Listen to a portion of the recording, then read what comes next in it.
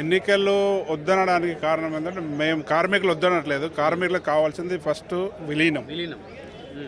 మాకు ఎన్నికలే వద్దు, కార్మికులకైతే అసలు ఇష్టం లేదు. కానీ కొంతమంది నాయకులు ఏంటంటే ఈ ఎన్నికల ముందు పెట్టి వాళ్ళ స్వార్థం కొరకి, ఎందుకంటే ఎన్నికలు అయితే చందాలు వసూలు చేసుకొని ఆ తర్వాత డబ్బులు తీసుకొని, ఇంతకుముందు కూడా అదే మోసం జరిగింది, ఇప్పుడు కూడా అదే మోసం చేయడానికి కొంతమంది నాయకులు ఆ ప్రయత్నాలు చేసి ప్రభుత్వానికి ముందటో మాట వెనుకో మాట మాట్లాడి కార్మికులను మోసం చేస్తున్నారు. కానీ కార్మికులంతా ఐక్యత కలిగి ఉన్నారు. మాకు కంపల్సరీ కూడా మాకు విలీనమే కావాలి, ఎలక్షన్ మాత్రం వద్దనే ఉన్నది.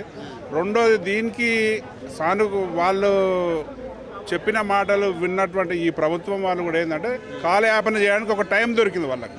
ప్రభుత్వానికి ఏంటంటే అరే ఒకరు ఇట్లా అంటారు, ఒకరు అట్లా అంటారు అని మా మీద మాకే సాకులు, మా బురద తల్లి టైం తీసుకోవడానికి కూడా ఆ ప్రభుత్వానికి కూడా ఆ సాకు దొరికింది. కాబట్టి ఈరోజు విలీనం డేట్ ప్రకటించకుండా మరి మమ్మల్ని ఇబ్బంది పెడుతుంది. అంటే ఎందుకు లేట్ చేస్తున్నారంటారు మరి? అంటే విలీనం చేస్తాము ఆల్రెడీ, మొన్ననే 90% వరకు నేను ఒప్పుకున్నాను పొన్నం ప్రభాకర్ అన్నాడు.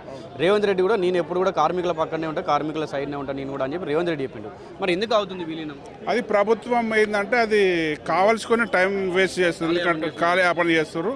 ఏమన్నా అంటే వాళ్ళకు మాకు బడ్జెట్లు ఉండవు, వీళ్ళకు జీతాలు పెరుగుతుంది, ప్రభుత్వం మీద భారం పడుతుంది కదా, దాన్ని ఏదో రకంగా దాన్ని కొంచెం సాగనంపేస్తే మనము డేట్గా ఇట్లా లాస్ట్ మూమెంట్లో చూద్దాం అన్నట్టు ప్రభుత్వం వాళ్ళు ఆలోచిస్తున్నారు. దానికి తోడేందంటే మా యూనియన్లోనే కొంతమంది ఈ రిటైర్మెంట్ అయిన వాళ్ళు ప్రభుత్వానికి తప్పుడు సలహాలు ఇవ్వడం వల్ల దాన్ని సాకు తీసుకొని మళ్ళీ ప్రభుత్వం కూడా మరి కార్మికులను ఇబ్బంది చేస్తుంది. రేవంత్ రెడ్డి ప్రభుత్వానికి మేము ఒక మనవి చేస్తున్నాం ఏంటంటే పూర్తి విశ్వాసం ఉంది మీరు చేస్తారని. మాకు ఎలక్షన్ వద్దు, విలీనమే ముద్దు. కాబట్టి మా విలీనం డేట్ మీరు ప్రకటించాలని ఈ యొక్క టీజేఎం తరపున కోరుతుంటున్నాం.